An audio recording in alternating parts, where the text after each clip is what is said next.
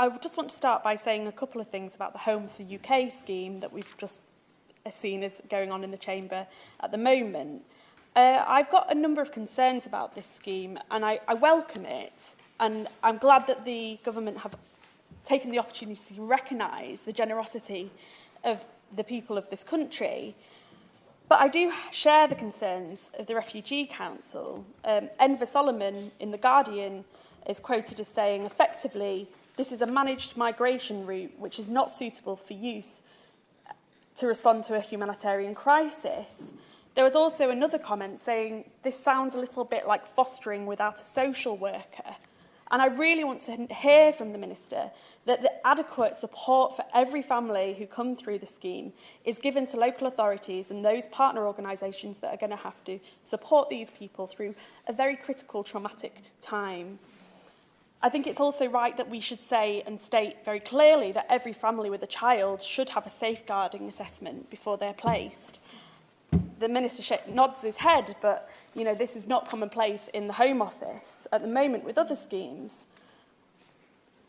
So I think it's really important that we recognise that. I'd also think that we need to go back to the fact that this isn't the broadest scheme that we could see. This isn't going to provide the opportunity for a right to work and access to benefits. It's not an emergency protection visa. And as a city of sanctuary, where Sheffield has a proud history of supporting refugees and asylum seekers, we're keen to do whatever we can. Hundreds of my constituents have signed this petition today, and many more will be involved in the solidarity efforts in other ways, whether that's donating money to emergency services, organising collections like Crook Social Club, or writing to me to express their concerns over the government's approach. There's been a huge outpouring of support for Ukrainians within my city. And the other great thing about my city is our universities, and they're offering support to their students and staff alike. But more needs to be done to allow family reunion for those individuals. It's not right that a nurse here can't bring over their family if they're on the wrong type of visa. I think that more needs to be done on that. I also think that there's more that universities could be doing to help change the lives of thousands of young people in Ukraine who have had their university teaching cut short. So I hope the Minister is talking to the Universities Minister about potential avenues of support for students in Ukraine. Last week, the Home Secretary announced her plans to allow Ukrainians with passports to apply for visas online. Of course, I welcome any steps to make it easier for people to come here. However, the UK response remains inadequate compared to our European partners. Now, this is just in the family scheme, which we should say, and I have several concerns over this scheme, many of which have been raised by honourable members in this debate.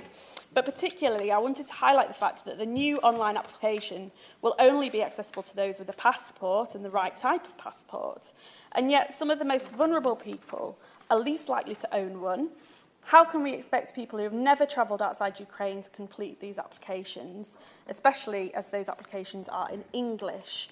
Or, my heart is going out to those families. There's been 4,000 births in bomb shelters. There's been caesareans done in the dark for fear of bombing. These are very vulnerable people, and I think that we should be making it as easy as possible for people who are going through the worst ordeal to get here. Ministers have also acknowledged that most Ukrainians don't have a passport, making most potential applicants ineligible for this online way of applying. That's why it's hard to square this with the government claims that this scheme will free up appointments in visa centres for the most vulnerable and most complex cases. I asked last week what assessment has been done to understand who will benefit from the online move, and as the member for St Albans mentioned, we don't even know if people should keep their appointments or free up those appointments at the moment, and it's unclear from those who are providing information what people should do. Much more must be done to remove barriers that prevent people from getting here safely. And we should think in the long term too. We cannot forget the cruel Nationalities and Borders Bill, which will see the UK abandon its obligations not only to Ukrainians, but to all refugees. Latest polling by British Future shows that 3 in 4 agree with the principle that those fleeing war and persecution should be able to take refuge in other countries, including the UK. This clearly shows that the government is misjudging the public's desire to help and the public's mood. It's time ministers caught up with the public mood and stretched every sinew to help those fleeing the violence in Ukraine and provide the support they and all refugees urgently need.